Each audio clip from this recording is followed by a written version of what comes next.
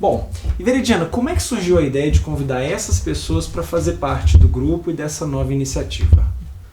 Bom, nós sentimos a necessidade de trabalhar a doutrina de forma diferente, não é? Nós sempre conversamos, sempre discutimos assuntos juntos, sempre trocamos ideias, e o que a gente tem sentido é que isso pode ser levado para compartilhamento com outras pessoas. Por quê?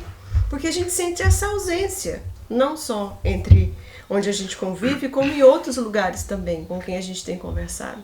Então, quando a gente troca ideia, fala o que entende, coloca a doutrina de uma perspectiva mais próxima, parece-me que é uma nova perspectiva de ver a vida, de viver a vida.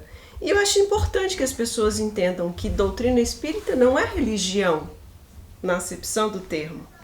E são reflexões que nós gostaríamos de compartilhar. Então, a mesma forma que vocês trazem para mim e que eu levo para vocês, eu acho que a gente pode compartilhar. Tudo bem? E quando a gente pensou, bom, é hora de nós nos juntarmos e vocês toparam, aqui estamos. E logo a gente vai começar uma discussãozinha bem bacana, bem tranquila. Podemos? Podemos. Vamos lá. O que é a doutrina para você? Já que você foi o primeiro a rir. Bom, para mim a doutrina desde muito cedo significou uma fonte de respostas, né? E da minha imaturidade, limitação de visão, né, da vida, né, muito jovem, para mim era uma fonte de munição, quase como de argumento. Era um local em que eu podia discutir religião com colegas de outras crenças. E para mim fazia sentido naquela época, né? Então, o cientificismo, o historicismo, os detalhes científicos, tudo isso enobrecia o ego, né? E fazia com que eu, de alguma forma, me sentisse superior aos demais colegas de outras crenças que não tinham essas respostas, né? Me fazia me sentir superior. E a vida, de forma muito sábia, né? Ao longo do tempo, ao longo da adolescência, da mocidade, da fase de adulto jovem, me mostrou que esse caminho da petulância, da arrogância, da soberba, não poderia fazer sentido mentalmente, né, intelectualmente, mas moralmente, internamente, psicologicamente, não fazia o menor sentido, né? Pelo contrário, demonstrava o meu grau de limitação moral.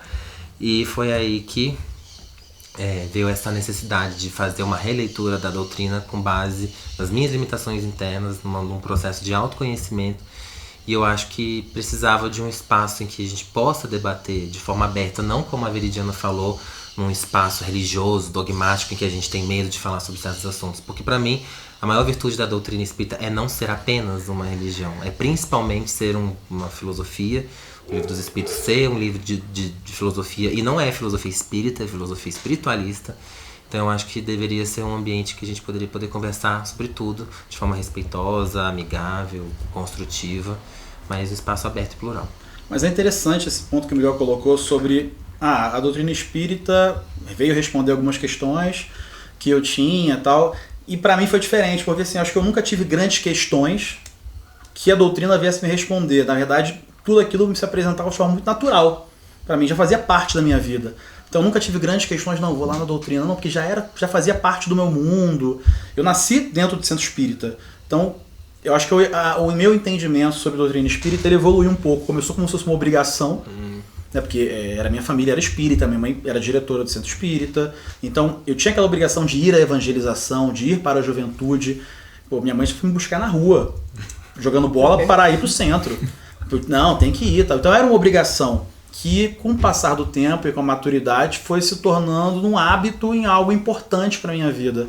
Mas eu achei interessante fazer esse contraponto porque eu nunca tive grandes questões, para mim sempre foi muito natural. Eu nunca duvidei, não, mas será que é assim mesmo? Até um ponto que eu me questiono um pouco, pô, será que eu deveria questionar mais e não acreditar tanto assim cegamente? A doutrina não traz senso crítico pra gente, mas eu acredito, para mim é muito natural o que a doutrina representa na minha vida, é a minha vida. Não que eu seja santo e pratique tudo que está lá escrito todos os dias, né? Mas a gente está tentando se esforçar, tentando melhorar, mas a doutrina está muito na minha vida. Muito na minha vida. Essa questão que você colocou de será que eu tenho que me questionar mais? Da última vez que a gente se reuniu, antes do início das gravações, dos programas e tudo, a gente teve um debate muito legal durante a hora do café, e eu acho que a sua participação no grupo, né, vai fazer com que você questione algumas coisas, porque a gente levantou, né, algumas ideias, algumas questões aqui de dentro, do porquê, do como, e enfim, talvez seja bastante saudável isso que a gente esteja fazendo para você enquanto espírita, né, graças a essa caracterização de você como espírita que você fez agora, porque pelo menos eu, naquela oportunidade, trouxe muita coisa e vou continuar trazendo, principalmente agora que a gente está compartilhando isso com o resto do mundo.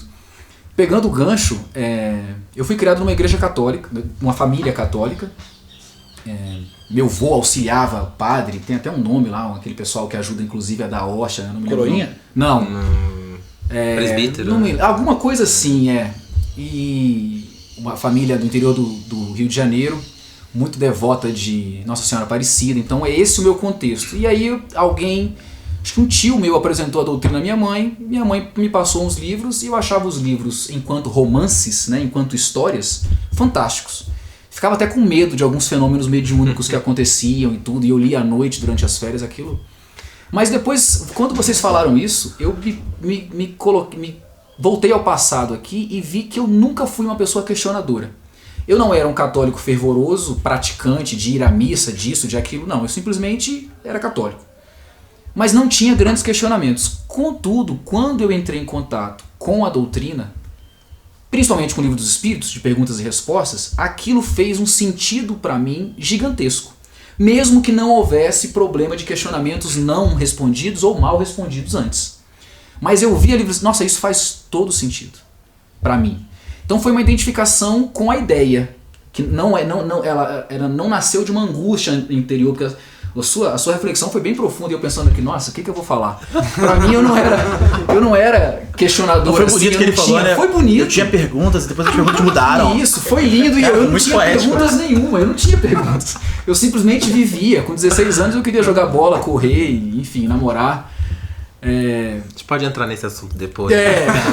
Então assim, fez muito sentido pra mim e é muito natural.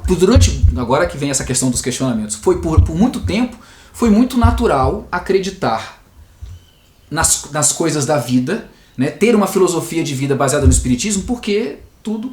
Mas chegou um ponto, principalmente quando eu fui convidado a compartilhar conhecimentos dentro do EJE com os nossos alunos, né? Com os participantes, na minha posição de facilitador, e enquanto palestrante, que eu faço palestras há mais de 13 anos, talvez,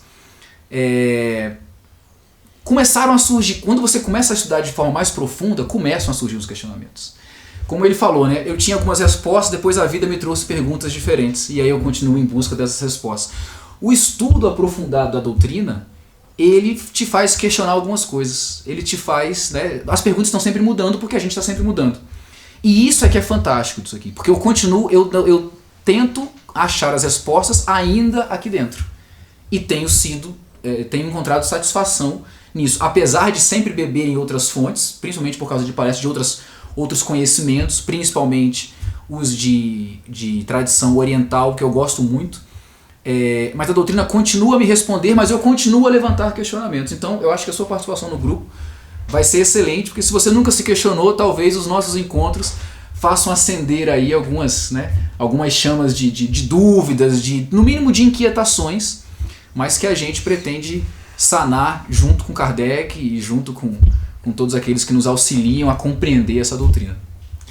Para mim a doutrina começou também de maneira não tão prematura quanto ao do Antônio, mas também tive uma criação católica, fiz a primeira comunhão e confesso que eu até tinha algumas questões. Eu lembro que eu tive muito problema quando eu li um livro do catecismo que falava do pecado original. E algumas questões de eternidade, né? De morte de crianças, por exemplo, o que acontecia com elas. Então uma visão que eu achava um pouco trágica ou um pouco injusta de Deus do que acontecia. E aquilo me levou a muitos questionamentos, de pensar que famílias inteiras eram dizimadas, porque um podia ir para o inferno, o outro para o paraíso, o outro para o purgatório. E eu acho que não tem um programa de turismo muito grande, de intercâmbio entre as três esferas. E eu achava aquilo muito estranho. Mas o que me fez de fato entrar para a doutrina era um grupo da mocidade, um grupo de jovens bastante desestimulante da igreja e um grupo espírita que eu conheci ao mesmo tempo, aos 13 anos, que tinha sorvete todos os sábados depois do estudo. Então o grupo da mocidade, do Caravana de Luz, lá em Belo Horizonte, um grupo de pessoas fantásticas, amigos queridos, que se reuniam depois para tomar sorvete, para falar coisas bacanas da vida. Saíram vários casais daquele grupo e eu achava aquele grupo o máximo. Eu continuo achando, são amigos queridíssimos. Então o que me fez ficar, em princípio, foi o sorvete. E daí... O espírita gosta de comer, né? Adoro. Gosta, tem Nossa, que ter como uma coisa. gosta. né? E eu confesso que eu tive como Miguel um certo fetiche com questão às respostas, né? De poder ter argumentos fortes e combater outros argumentos que, na minha opinião, assim como aquele do paraíso ou do inferno definitivo, eu achava irracionais. Então a racionalidade me trouxe muito para o espiritismo, me manteve no espiritismo. O sorvete trouxe. A racionalidade me manteve no espiritismo. E eu era daquele jovem que ia para a mocidade com o Novo Testamento debaixo do braço e queria ler a passagem inteira e queria que o expositor me explicasse aquilo. Por favor. Né? Mata a saudade. Pois é, e que me dissesse, que me explicasse ponto a ponto. Eu não queria pequenas passagens. E hoje a doutrina é para mim, né, o que ela é hoje, né, deixou de ser esse escudo e essa espada e passou a ser essa grande fonte de inspiração. Acho que nós temos que beber de várias fontes, porque o conhecimento está disperso, a verdade ela está distribuída por diversas fontes, diversas maneiras, mas a doutrina para mim hoje é esse grande manancial de conhecimento, de conforto, de consolo, e que eu acho que me alimenta nesse sentido, né? Então é o que até hoje mais me trouxe paz, mais me trouxe esse caminho de buscar a verdade, de buscar o bem, com todas as nossas limitações. Então é o que mais me ajuda a crescer e a progredir como ser humano. Então acho que esse é o significado da doutrina para mim hoje. Mas tomar sorvete também é bom, né? Por isso eu preparei o sorvete antes, né? Eu nem sabia, olha só.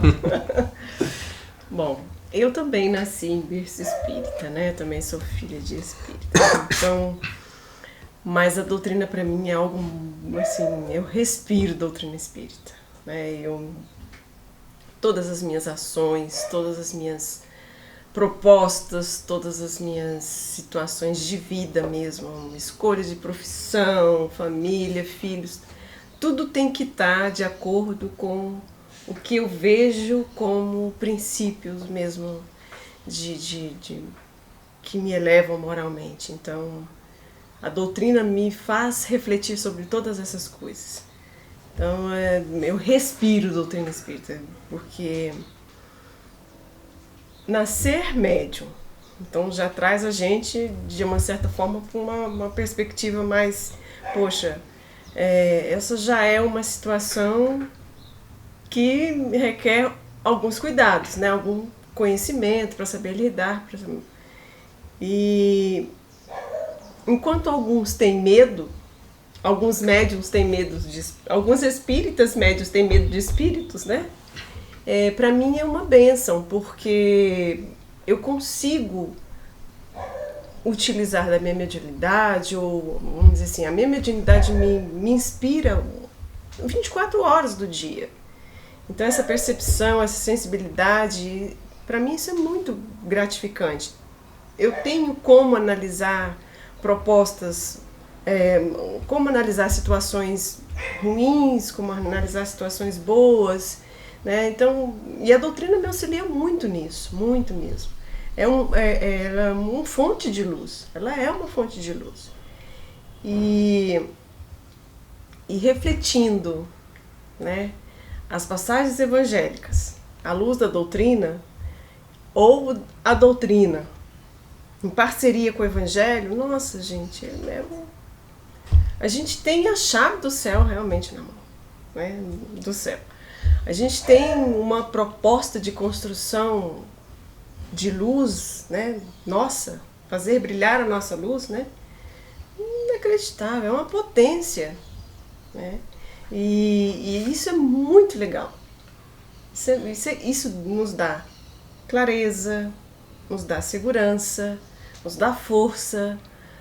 A nossa esperança não é de um futuro imediato, mas é de um futuro que virá. Né? Então, você não tem aquela ansiedade de resolver amanhã, porque você sabe que vai se resolver. Né? Então, assim, é uma segurança. Né? É a fé no futuro, né? De uma situação que vai passar. Então, assim, eu só tenho a agradecer essa bendita luz que os Espíritos nos trouxeram. E esse é o objetivo do nosso canal. A gente vai trazer vários programas e várias formas de comunicação em que a gente vai tentar colocar você por dentro dessas nossas discussões. E para você, o que significa a doutrina? Inaugura aqui embaixo o nosso canal, coloque os seus comentários, compartilhe com a gente o que é para você a doutrina. Assim, juntos poderemos construir aquela doutrina que nós queremos, compartilhando as nossas dúvidas, os nossos questionamentos e sem medo de colocar a mão nessa água viva. Esse foi só o primeiro vídeo. Nós aguardamos você aqui para as próximas discussões do Doutrina Viva. Um abraço e até lá. Até lá.